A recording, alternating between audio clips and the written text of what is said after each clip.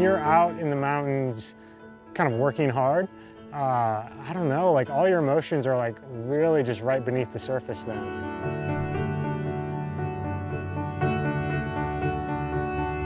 Is something that keeps me like very grounded in my like emotional life, you know? Kind of in touch with how I'm feeling at my core, I guess.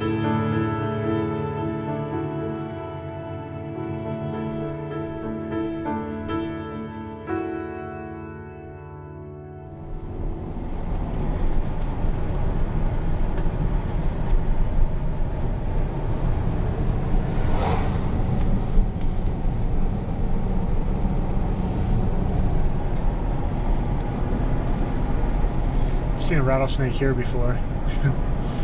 You did? Yeah. I was out for a run. I grew up in Niobrara, Nebraska, which is a very small village of 350 people, very rural part of the country. I grew up on a farm. That's probably been the biggest impact of my life, is growing up close to the land on my family's farm. Because it gave me this outlet to be really active as a young kid. You know, I was always in the forest, like building forts, building trails. I wanted to be a mountain man, which was kind of like Jim Bridgers, this iconic mountain man here in the United States, but he was like a fur trapper. It was mostly, I think, my parents instilling in myself and my two sisters the values of appreciating the land, and the land has inherent value, the natural world has inherent value, and living close to it. And that came about through living a pretty self-sufficient lifestyle.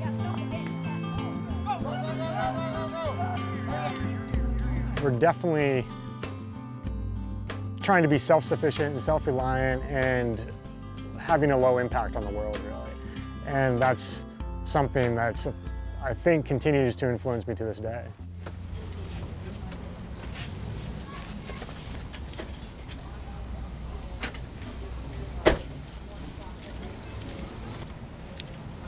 I just think you have to have some kind of intention with your day every day. I mean, I have an injury right now, but I like always have an injury.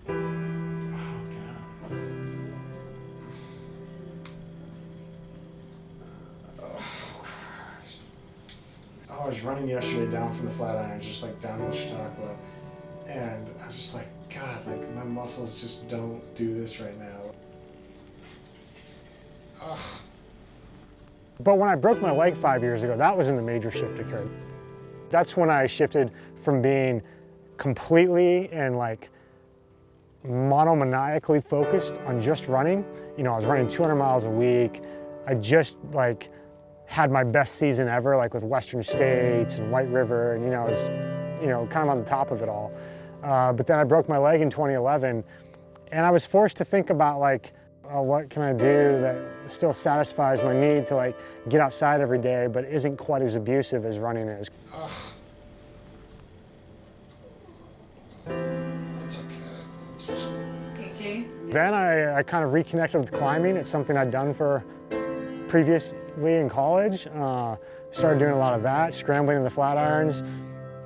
And then, last year, I started biking, and skiing became a big thing a couple of years ago for me too. And these all grew out of like not being able to run, but they've really like enriched my life. Like, whenever you're just one-dimensional in something, sure, you get really good at that, but it's also, it becomes uninteresting at some point.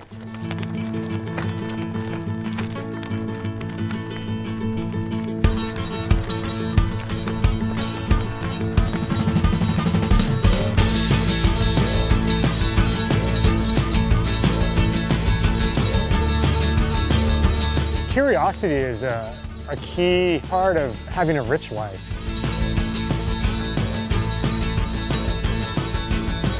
One that's where you're like challenging yourself and growing as a person, and not just staying stagnant or stuck at a certain level, I guess.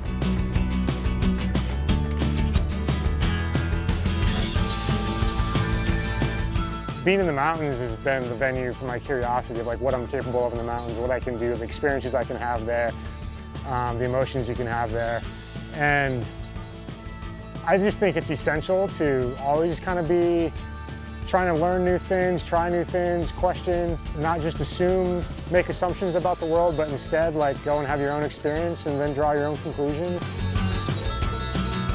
And that's really like what my entire career as any kind of mountain athlete has been, you know, is just trying new things and being inspired by something and wondering if I'm capable of doing that, you know, and then giving it a shot. Man, waking up at 5:15 a.m. to run 12 miles, 13 years, not even, I'm 12 years old. This is the inside cover of the very first log, and I guess I wrote in here this little like chart of why I love running from 1995. If very early on I was like making like training plans, kind of crazy. And then the first entry is April 12th, 1995. Warm, sunny with moderate wind. I ran 2 miles.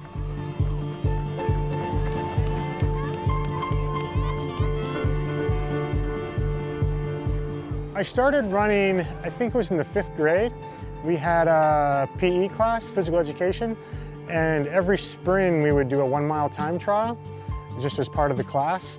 And I think in the 5th grade, I won, and I won most years, but in the 5th grade I decided, okay, this year I'm gonna train for it by running 1 mile per day like the month before the test, you know? And I just never stopped.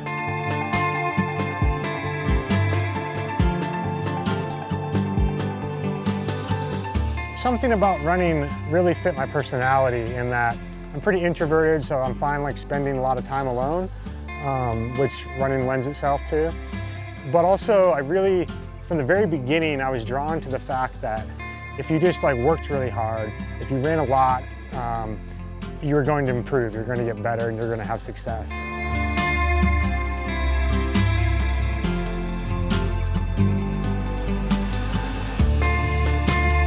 Running is just kind of a structure of like how to live your life, you know, and so it's going to affect every aspect of your life, spiritual, social, emotional, physical, mental.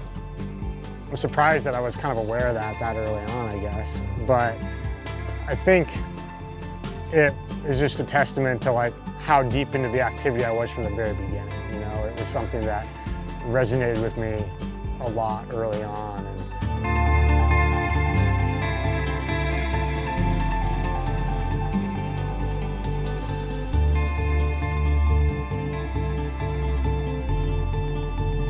When you're in that early teenage years, that's just like your whole world. All you want to do is belong to something, you know, somehow. And it just got to where like, I don't know, I feel like, I was like, well, I just don't really identify with the people that, you know, my peers.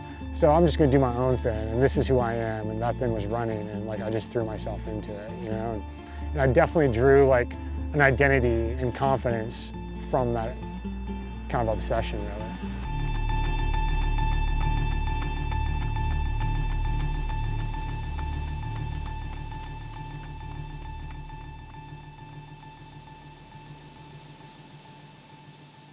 Oh, there we are, July 20th, 96.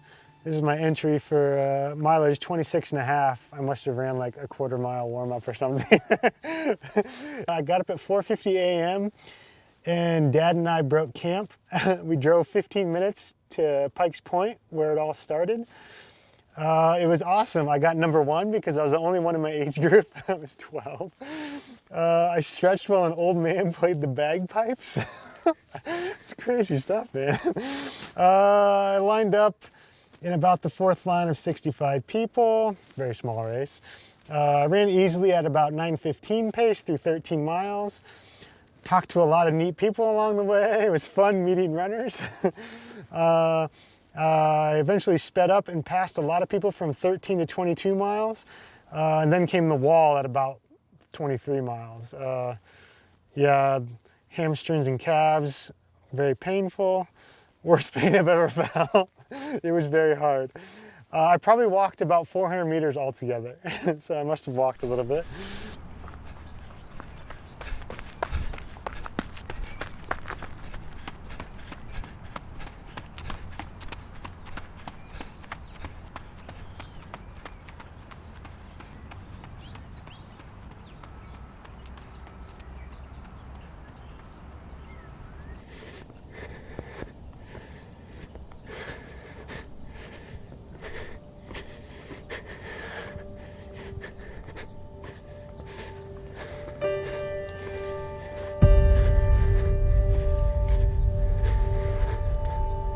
For me, especially over the last 5 years, it's really expanded beyond just running, and it's more of just kind of like moving your body in the mountains.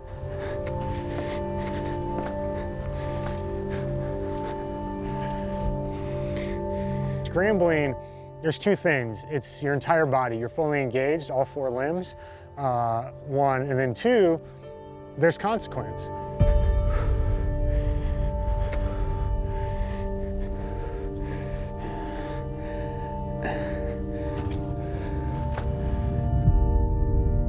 And that heightens the experience. And it's not an adrenaline thing, it's just like, it's a requirement that you're like focused and present in the moment and you can't just space out.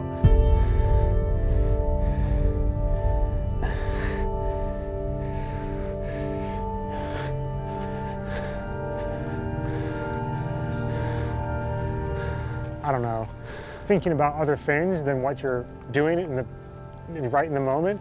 But with scrambling, because of the consequence, because of the terrain you're on, you have to be completely present in the moment when you're doing it. Being present is sort of this cliche thing, but it's a pretty meaningful experience, or it seems like a meaningful experience when it's happening.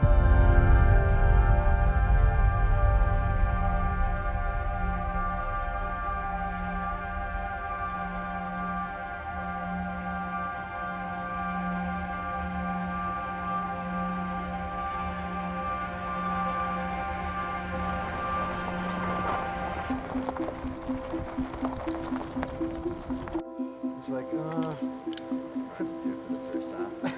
Well, I'll protect that traverse for you. And the girl I was climbing with was wearing Futuras, and I was like, oh man, I know what those feel like. I climbed those all summer. A rich life for me, it involves feeling like I have a purpose every day. For me, that means being out in the mountains and having, I mean, I hesitate to use the word intense, but having experiences that kind of affirm your existence, you know, where they like wake you up and realize that like you're living life, you know, you're not just sort of coasting through life, but you're challenging yourself, you're feeling emotions, you're having new experiences. Those things comprise a rich life for me, and that's definitely my motivation on a daily basis for spending a lot of time outside, moving in the mountains, really.